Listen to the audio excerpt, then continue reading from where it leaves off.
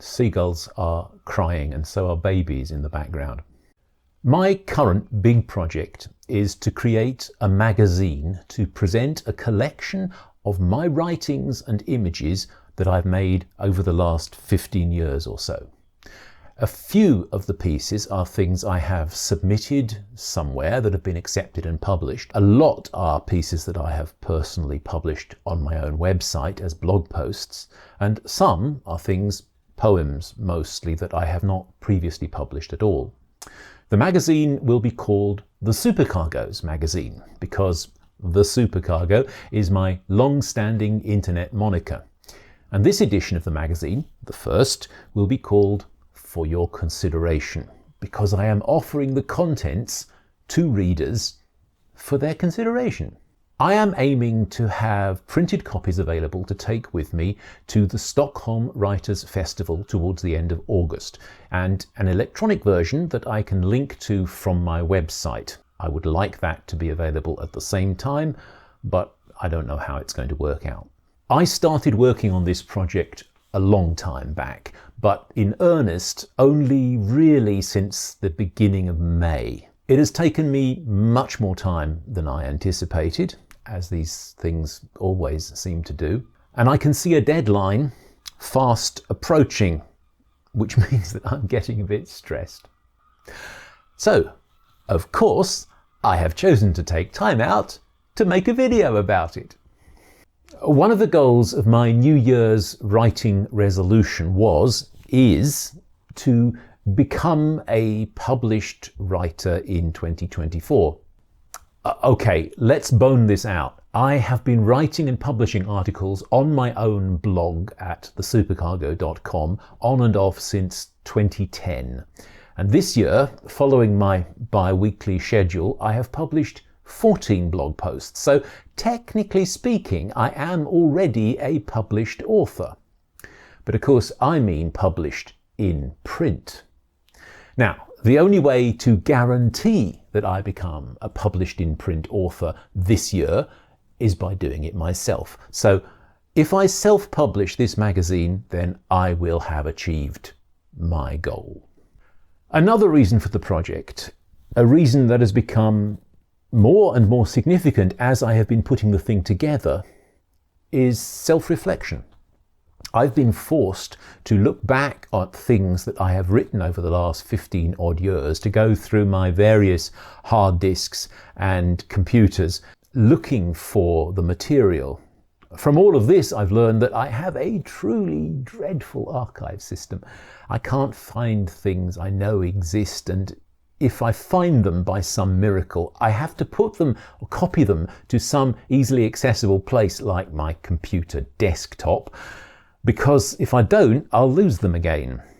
It has happened. But I have also realized that although there are undoubtedly many pieces that I have written that are not good, not as good as they might have been, some of them were clearly desperate attempts to hit a deadline, still a surprising number are actually quite good. I mean, I still think they are quite good. Similarly, quite a lot of my photographs are in the same category. I find myself actually impressed by some of the pictures I have taken over the years.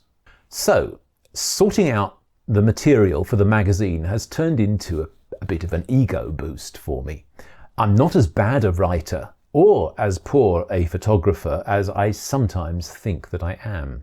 What I am doing is taking out those pieces, the texts and images that I am most pleased with, and putting them into a format where I can share them with other people. Sell them, yes, I am certainly planning to do that, but I might also be able to give copies of the magazine as gifts.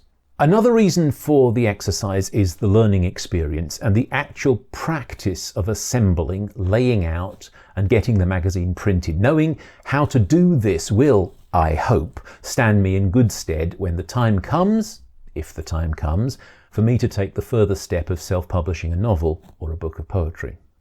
I learn best when I am doing something that has a practical result and a deadline that is not beyond the horizon.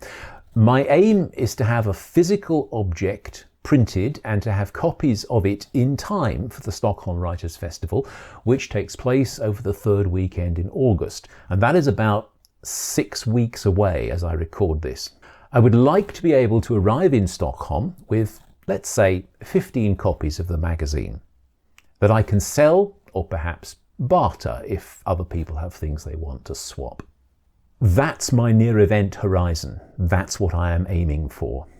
Why am I choosing to make a magazine rather than a book?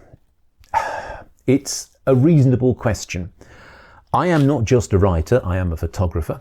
I am someone who has used photography and, to a lesser extent, digital artwork to illustrate my blogs. I want to showcase my pictures as well as my writing. A magazine is closer than a book to the sort of thing I've been doing on my blog all these years.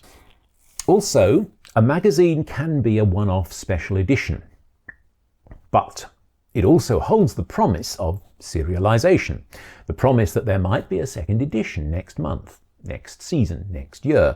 I don't know if I will want to do that, but I can already see that if this magazine has a theme besides For Your Consideration, it is summer. I could see myself producing a companion volume for winter. I have the material. So maybe. Watch this space. Anyway, that's what I am up to, and I will probably come back with a further update closer to the Stockholm Writers' Festival when I can show you a copy of the print magazine, or when I am forced to admit that my perfectionism and time optimism has caught me out again and there's nothing to share. But let's not dwell on that thought. Thank you for watching, and do subscribe if you want to let YouTube know you'd like to see more of my videos. Cheerio for now. Become a published author in 2024. I am really irritated with myself for doing these air quotes. Let me try again.